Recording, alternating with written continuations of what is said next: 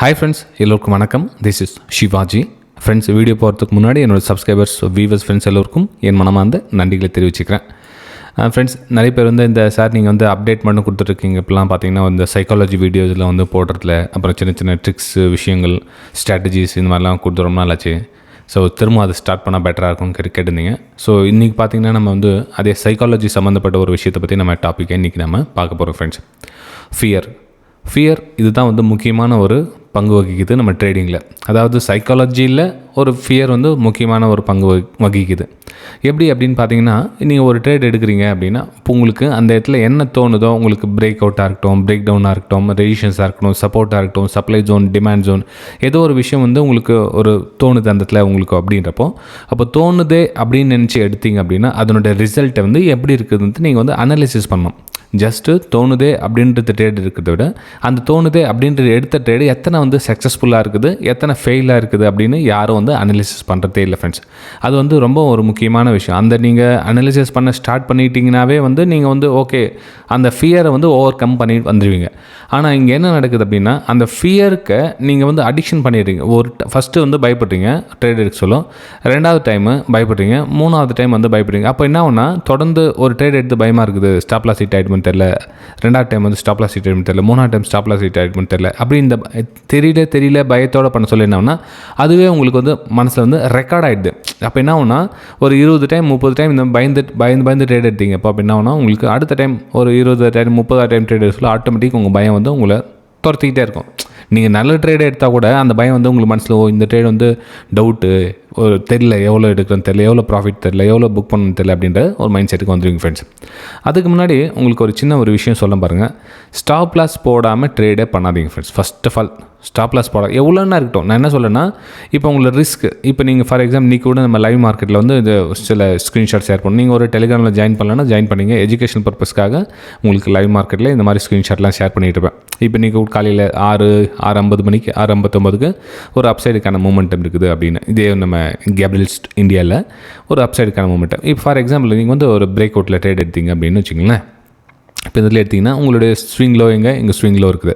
So இங்கே stop loss போட்டிருக்கீங்க. அப்போ இந்த இதில் மேலே பிரேக் அவுட் கொடுக்குது. அப்போ இந்த டிஸ்டன்ஸ் எவ்வளோன்னு பாருங்கள். இது எவ்வளோ 494லேருந்து 492 90 ஒரு ₹3 ஸ்டாப் லாஸ்னு வச்சிங்களேன். உங்களுக்கு டார்கெட் என்ன வேணும்? ₹6 வேணும். அப்போது 92லேருந்து 502 எவ்வளோ ஆச்சு? கிட்டத்தட்ட ₹10 டார்கெட் கிடைக்குது. அப்போ 1:3 கிடைக்க சொல்ல நீங்கள் என்ன பண்ணணும்? டார்கெட்டை புக் பண்ணிவிட்டு வெளியே வந்துடணும்.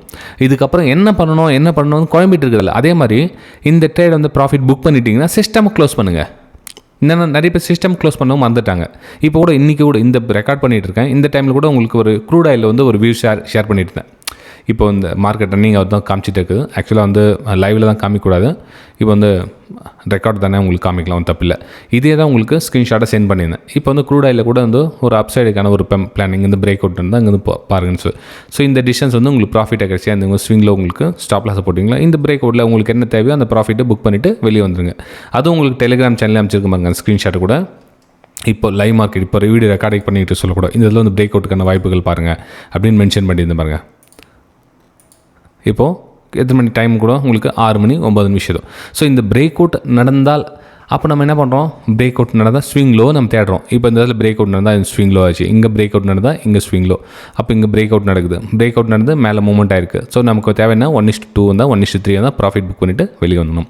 ஸோ இந்த மாதிரி நீங்கள் பண்ண சொல்ல எத்தனை பிரேக் அவுட் ஃபெயில் ஆகுது அப்படின்றது ஃபஸ்ட்டு பாருங்கள். ஏன்னா ஒரு சப்போஸ் நீங்கள் மேலே போச்சு, உங்களுக்கு 1:2 வரல, இதில் ஃபாஸ்ட் பிரேக் அவுட் ஆகிட்டு கீழே வந்துச்சு அப்படின்றப்போ உங்களோட ஸ்விங் லோவோ இங்கே ஸ்டாப் லாஸ் ஸ்டிக்கர் ஆகிடுனா, ஆமாம் நான் இந்த மாதிரி ட்ரேட் எடுத்தேன், நான் 10 ட்ரேட் எடுத்துக்க, எனக்கு இந்த மாதிரி 5 போயிடுச்சு, 5 தான் நிற்குது, எனக்கு 4 சக்ஸஸ் ஆச்சு, 6 தான் நிற்குது. இந்த மாதிரி கால்குலேஷன் பண்ணுங்கள். ரிஸ்க் ரிவார்டையும் வின்னிங் ரேஷியோவும் மேட்ச் பண்ணி நீங்கள் இந்த கால்குலேஷன் பண்ணால் தான் அந்த ஃபியர்லேருந்து வெளியே வர முடியும். ஃப்ரெண்ட்ஸ், நீங்கள் பயத்தோடவே நீங்கள் ட்ரேடிங் பண்ணிகிட்டே இருந்தீங்கன்னா கடைசி வரலாம் உங்களால் அந்த பயத்துலேருந்து வெளியே வர முடியாது. அது ரெக்கார்ட் ஆகிடும்.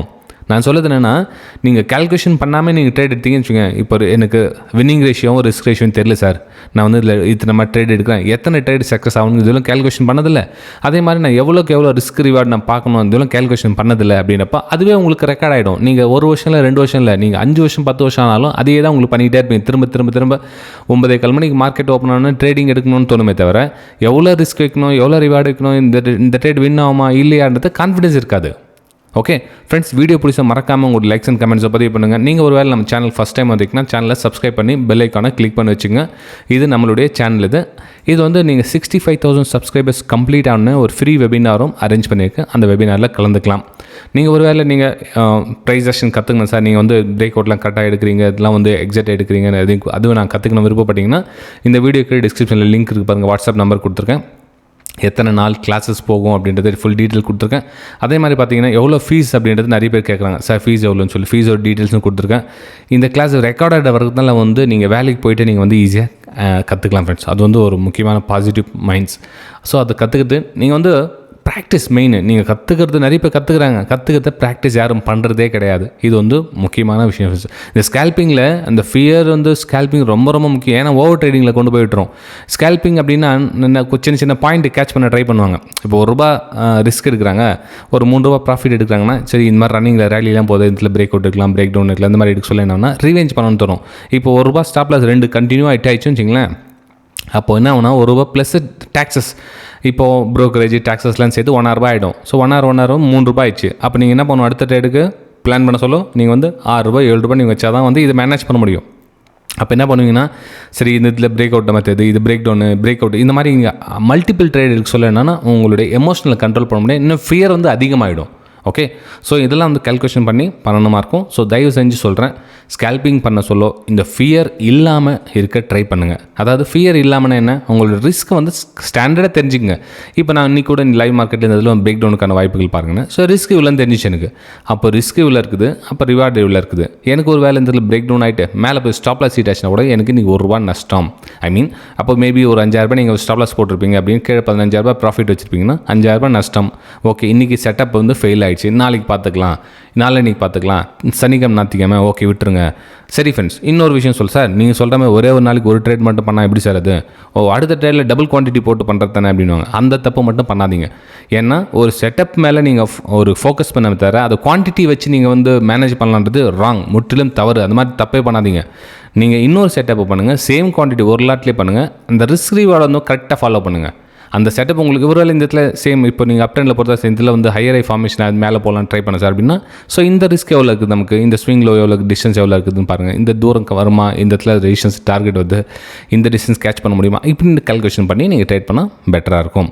ஓகே, ஸோ இது வந்து உங்களுக்கு பயனுள்ள தகவலாக இருந்தால் கண்டிப்பாக உங்களுடைய கமெண்ட்ஸை பதிவு பண்ணுங்கள். அதே மாதிரி உங்களுக்கு வெபினார் அட்டென்ட் பண்ணணும் கிளாஸ் இருந்தால் ஃபுல் கிளாஸஸ் நீங்கள் கேட்டு தெரிஞ்சிக்கலாம் ஃப்ரெண்ட்ஸ். ஓகே, சரி ஃப்ரெண்ட்ஸ், நம்ம அடுத்த வீடியோ சந்திக்கலாம். தேங்க்யூ.